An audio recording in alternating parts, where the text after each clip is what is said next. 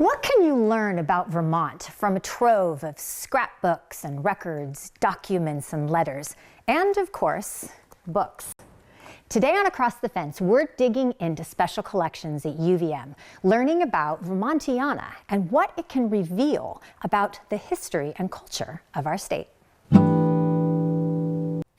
Hello, Vermont. The problem with history, if you want to call it that, is that while we can learn facts, we can't travel back in time in order to experience it for ourselves.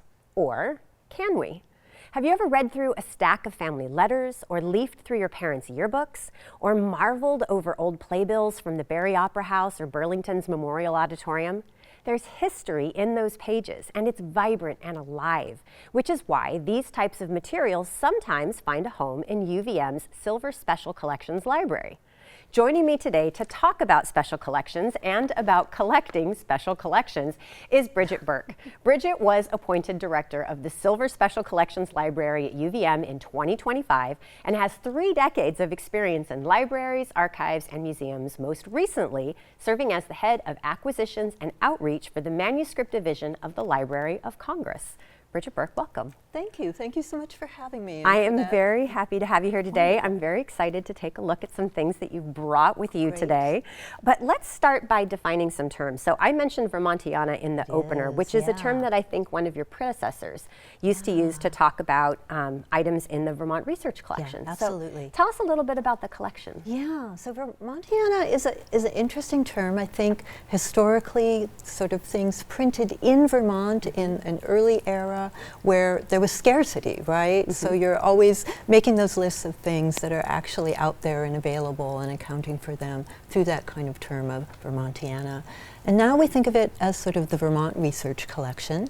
Still very much Vermont focused. What are people in Vermont writing about? Who is printing that material? What kinds of activities get documented through both print but also photographs and maps, scrapbooks I think you mentioned, which are sort of this wonderful like grassroots way of documenting the world.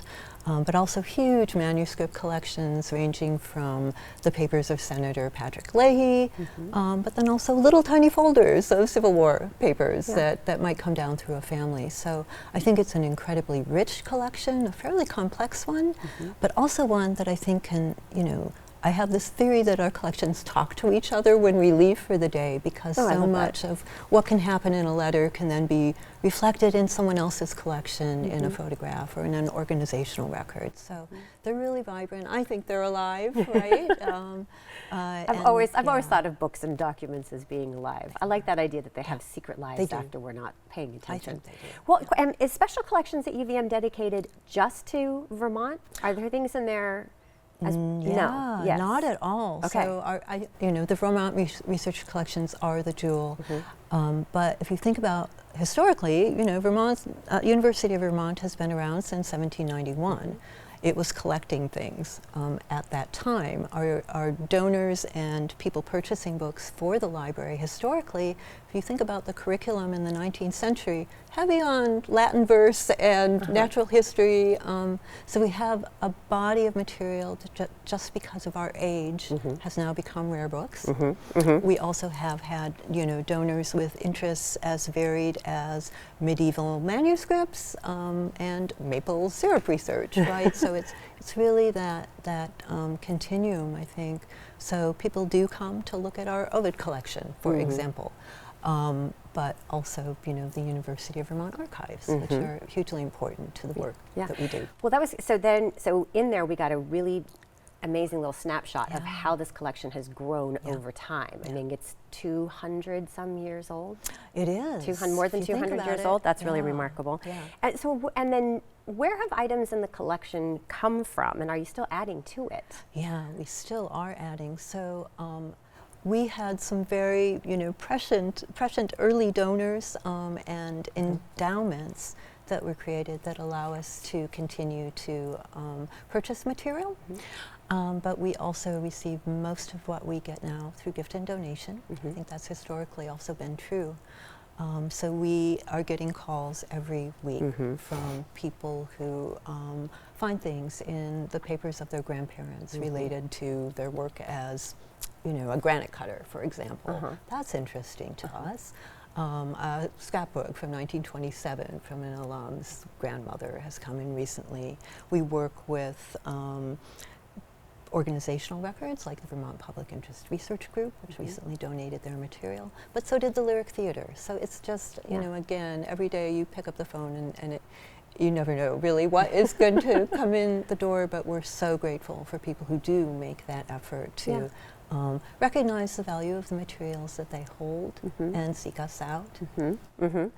Obviously, this sounds like it is more than what fits into the stacks of one room. How big is the collection? Where is it all kept? It is huge. So we have, I think, upwards of 100,000 volumes, including Vermont material and the Rare Book Collection. We have 24,000 boxes of manuscripts. So think like 4 miles of, you know, if we wanted to do that, we could lay it out. It's quite large. 4 miles. Well, actually, that just hit me. I was Yeah, like, it's kind of huge. rolled past me, and then I was like, wait a minute, that's a lot. It's really hard to convey the scope. So Yeah. obviously, yes, we actually are in 4 different buildings right now, 3 on campus, including the Billings Library, which historically was the University of Vermont's, you know, only library until the building of Howe. And then also have some material in the Library Research Annex, which is on campus. The Howe Library holds the Leahy papers. And we have a really nice warehouse in Williston. All of these have security systems, have environmental monitoring. You know, we're very mindful, especially kind of this time of year, of temperature and humidity. Yes, that's very real, but it is also, it's a library and not a museum, so folks are interacting with the materials as well, like have a chance to use them. Absolutely. How do people use the collections? Yeah, in all kinds of different ways. So we are open to the public, but we also serve students and faculty. So students encounter our collections very often in classroom settings. We did about 60 classes last year, and we hit, I think, every college but one. Wow. So that means we're having botany students come in, but we're also having English majors. And that variety is just so exciting for us.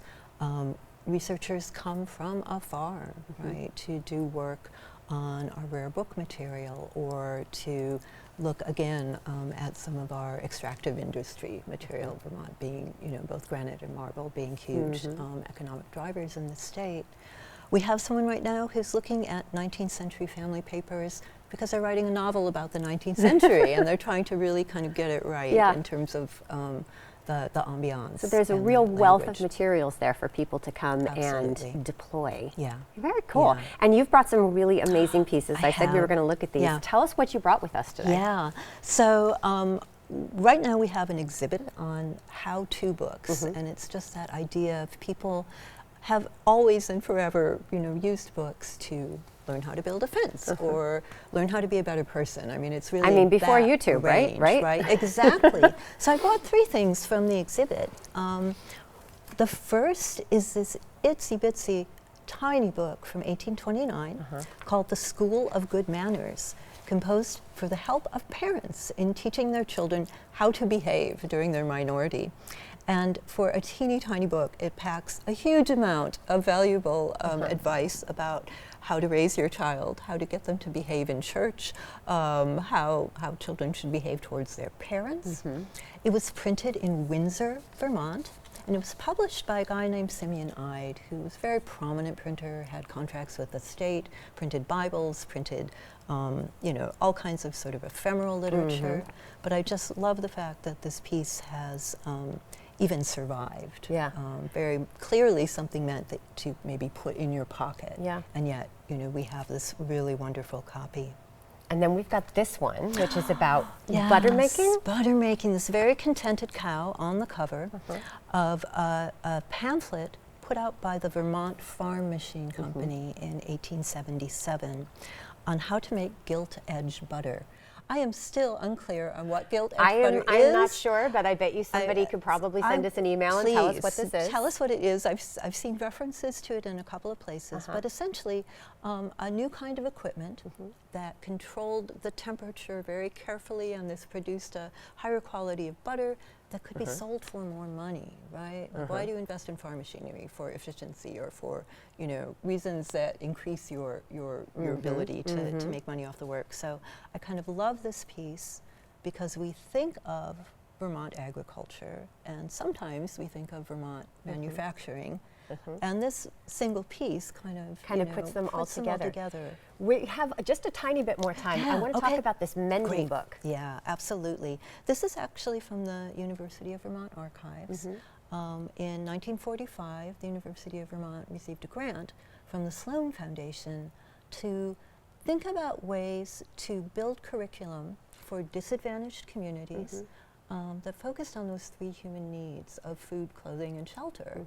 And so you might be, teaching science around household science. You might be teaching mathematics around how to budget for your farm. You might be, teaching, literacy in terms of navigating different things. Anyway, all of those day-to-day life skills. Day-to-day life. Right. So this is a book that was produced for the curriculum, and it's about this young woman who keeps tearing her clothes.